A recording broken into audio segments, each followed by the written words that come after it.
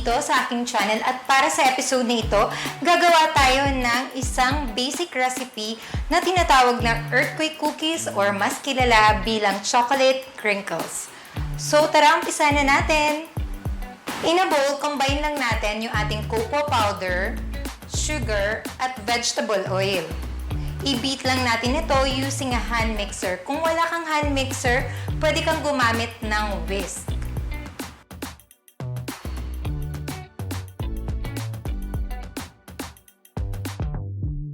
After maging creamy yung ating mixture, pwede na natin ilagay yung ating eggs.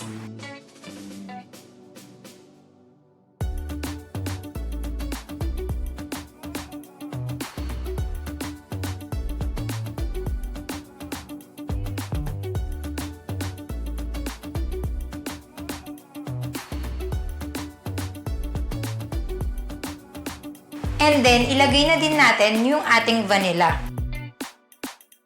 At i-continue lang natin yung pagbe-beat nito.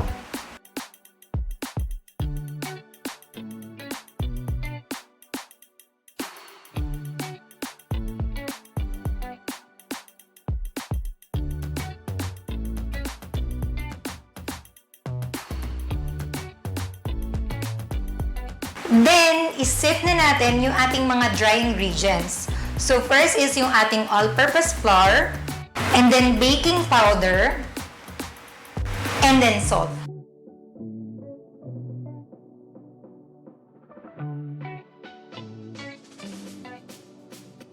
Fold lang natin ito gently dun sa ating mixture. Huwag natin i-overbeat or overmix yung ating mixture.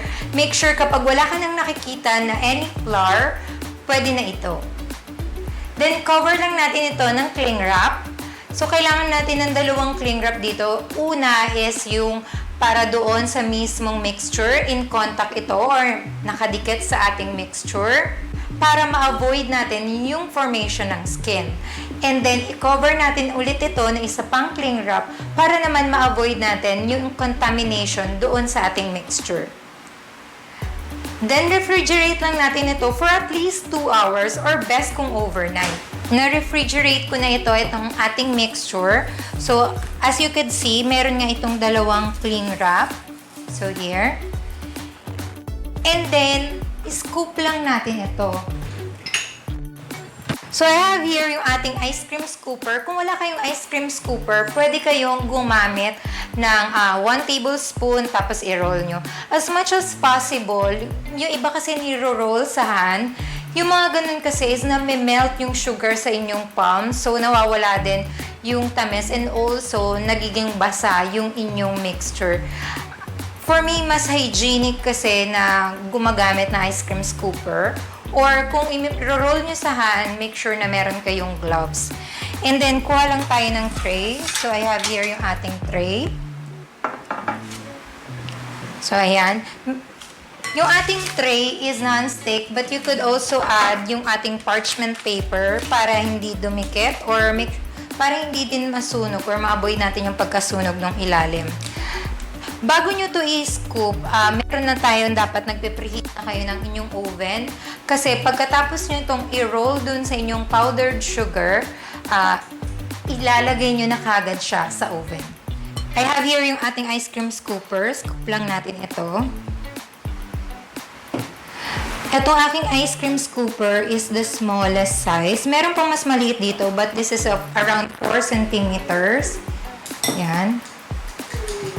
Tapos, after nyo i-scoop, i-roll nyo lang siya doon sa inyong powdered sugar.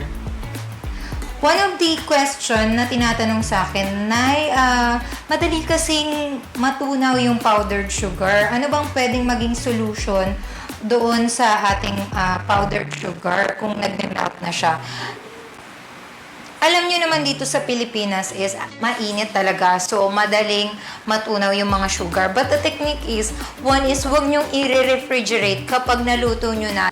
And as much as possible to consume it during the bake day. Kung hindi naman, huwag i-refrigerate kasi malamig yun. And kapag nilabas ninyo at nag-moist yung inyong crinkles, matutunaw automatically yung inyong powdered sugar. Another tip is, if you want, you could add around, for example, 1 cup yung inyong powdered sugar, 1/4 cup na cornstarch para hindi ito kagad madaling malusaw. So ayan, after natin mapaning, bake na natin ito sa ating preheated oven at 170 degrees Celsius for around 10 to 15 minutes.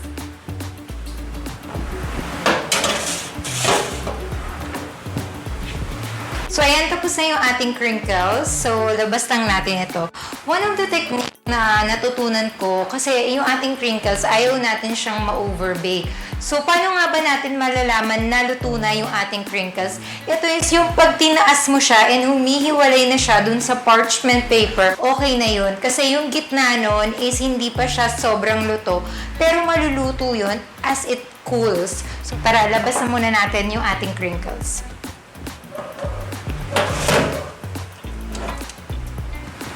So, ayan na nga yung ating crinkles. Woo! So, ayan. Kapag naiangat mo na siya and na-remove mo na siya doon sa parchment paper, ibig sabihin luto na siya. Pero yung loob niyan is moist pa rin and nagtutuloy-tuloy yung pagluluto nun habang lumalamig. So, transfer lang natin ito sa cooling rack. At ito na nga yung ating chocolate crinkles and sobrang dali lang ng recipe na ito and pwedeng-pwede mong gamitin pang negosyo. At kung ikaw ay beginner, perfect din sa'yo itong recipe na ito. So, subukan na natin. Sa chocolate crinkles, makikita mo talaga yung pagkakaroon niya or yung pagkakaroon niya ng crack and yun yung kanyang signature na design. And ito, as you could see, madali siyang ma-break and hindi siya matigas and super moist yung pinakagitna. For the taste naman,